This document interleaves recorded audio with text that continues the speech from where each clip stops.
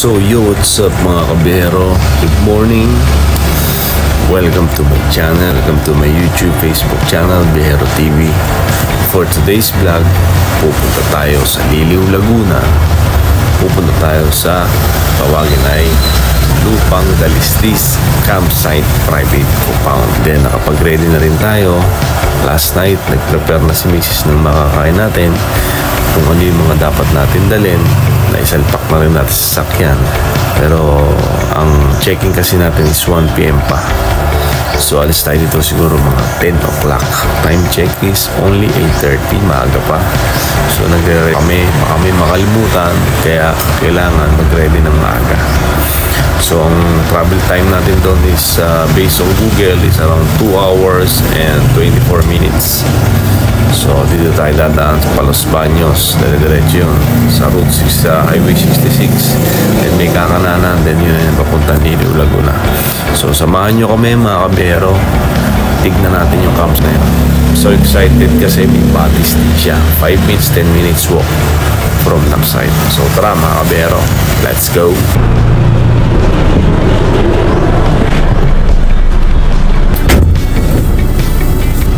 Yo, what's up mga kabihero?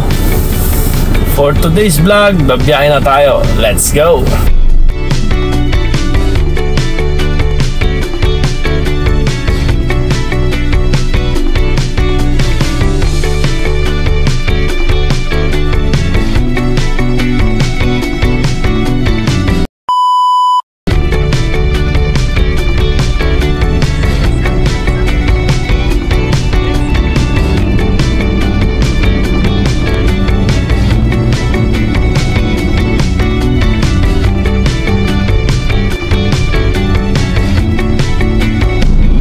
So dito tayo Los Baños mga kabihero. Medyo late tayo, time check is 1:30.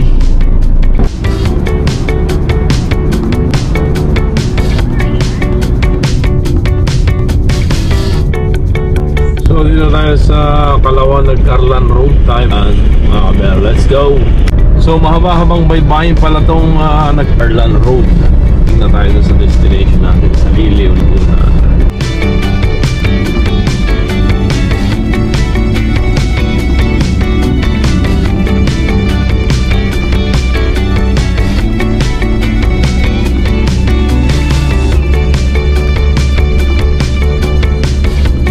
Palawa na tayo dito mga kabihero, papuntang Mahay.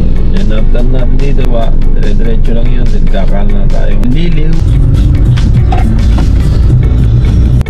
So dito na tayo, malapit na tayo mga kabihero. Dito, so it's about 4 kilometers ang layo hanggang dito sa destination. So kung may mga bibili pa kayo, bilhin nyo na, kasi meron itong sharp na papasukan eh. Kami dito, wala nang tindahan dito, puro nataan dito. Dito na tayo sa Lupang Dalistis.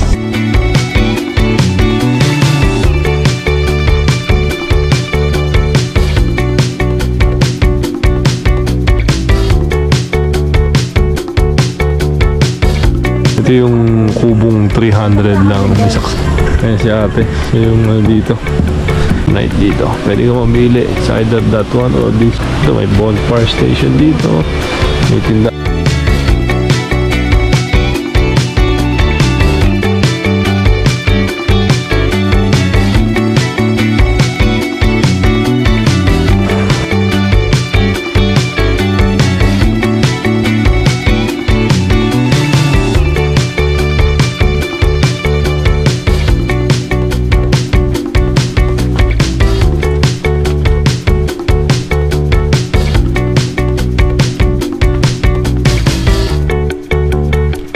lang tayo.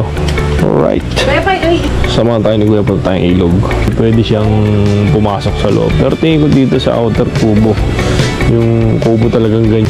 Pwede naman siguro. Ayun, may ganyan din.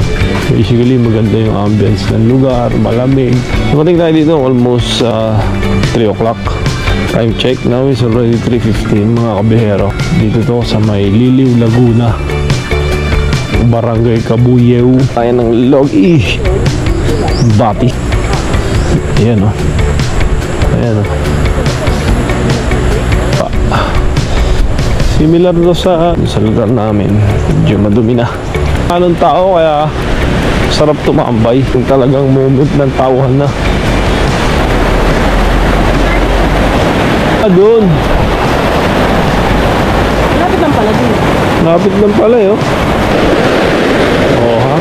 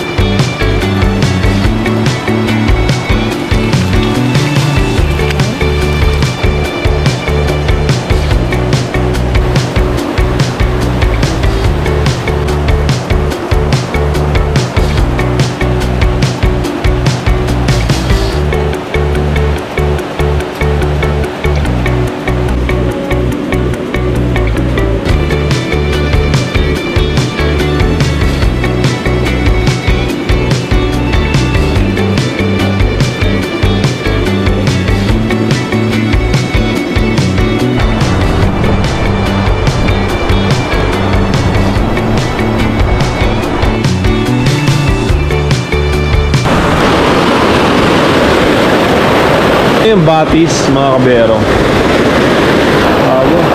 Sobrang lakas ng current niya. Kasi pagka ganyan ang tubig, medyo malabo. Hindi ganyan ka brown yan, dapat malinaw yan. Hindi pumunta bukas dun. Linis pa ilog dito, hindi compare sa ilog sa amin. Tignan lang muna natin kasi medyo late ng alon ng tubig. So may tatawidan lang tayo maliit na ilogan dito. Tetro kasi mga bato. Dito tayo.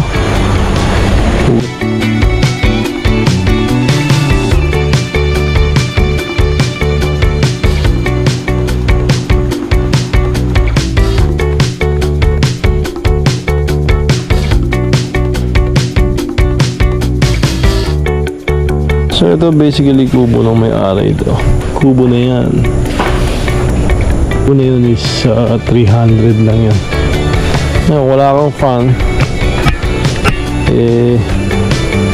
Go rent yung sky clouds na yes! Ito yung mga bata.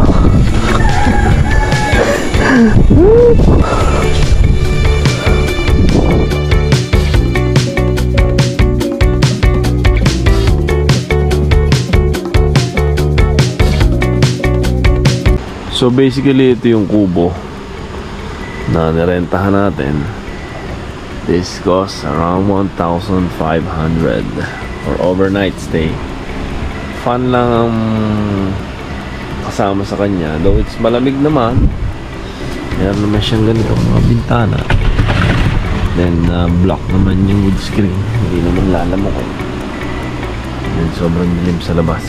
Ayan, ito lang yung kubo na yan. Then may terrace yan sa labas. Pagka lumabas ka, yan, there's a circle there. Ganyan siya. Yan na si Madam. Tapos na lang mag-shower. So tayo naman right.